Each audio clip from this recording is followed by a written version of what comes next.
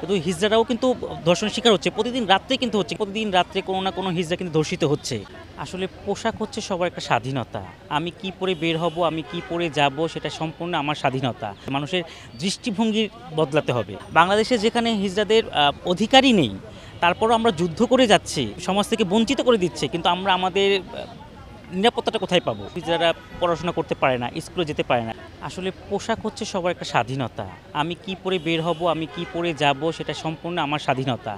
So পোশাকের উপর যদি বিবেচনা করে দেশের একটা অশৃঙ্খল ব্যবস্থা শুরু হয়, মানে পোশাক কিন্তু না, আসলে আমরা আসলে আজকে এসেছি এখানে একটা, আপনারা সবাই জানেন যে আমাদের ছোট বোন আসিয়া ধর্ষণের শিকার হয়েছে। সো তাকে কিন্তু কোনো পোশাকের ইয়েতে কিন্তু ধর্ষণ করেনি।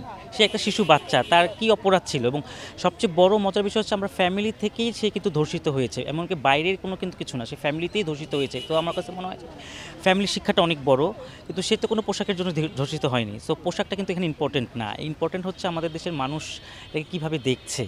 হ্যাঁ, আমি একটা ড্রেস পরে বের হলাম, মানুষ আমাকে কীভাবে দেখছে, মানুষের দৃষ্টিভঙ্গি বদলাতে হবে।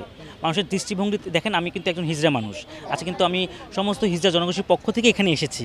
সে আন্দোলন করা, এটা আমি মনে করেছি সামাজিক দায় আমার। এটা তো শুধু বাচ্চা শিশু না, কিন্তু হিজড়ারাও কিন্তু ধর্ষণের শিকার হচ্ছে, প্রতিদিন রাত্রে কিন্তু হচ্ছে, কিন্তু এগুলো কিন্তু নিউজে আসছে না। সো অনেক এরকম অনেক শিশু, আরও শিশু ধর্ষণ হচ্ছে। আজকালকে আসিয়া মারা গেল, তার পরের দিনে আজকে সাতক্ষীরাতে পরের দিনে একজন ধর্ষণ হলো, একটা শিশু, সেও ক্লাস 8-এ পড়ে।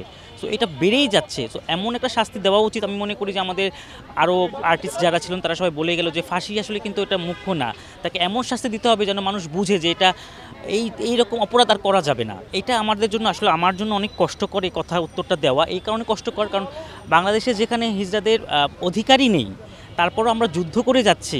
তো আমরা কতটুকু নিশ্চয়, আমরাও তো এখানে একদম মানে কি বলবো, সমাজ যেখানে আমাদেরকে সমাজ থেকে বঞ্চিত করে দিচ্ছে, কিন্তু আমরা আমাদের নিরাপত্তাটা কোথায় পাবো?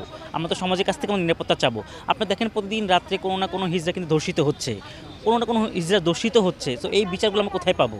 কারণ আমাদের সেই আইনটা নেই। তো আমাদের আগে সেই আইনটা তৈরি করতে হবে।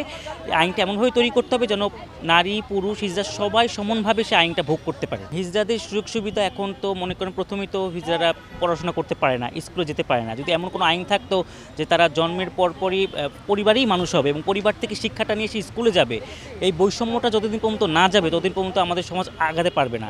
কারণ আমরা জানি যে আমাদের জনগোষ্ঠীর অনেকেই আছে, এখন দেখেন কেউ মাস্টার্স কমপ্লিট করছে, কেউ ভালো ভালো জায়গায় চাকরি করছে, কেউ নার্স আছে, কেউ ডাক্তার আছে। সুযোগ দিলে সবাই এগিয়ে যেতে পারবে। সো এটাই আমার বলার, যে নারী পুরুষের পাশাপাশি হিজড়াদেরও একটা সুরক্ষা আইন করুক, যেখানে সে সুরক্ষা পাবে এবং আইনি বিচারটা সে পাবে।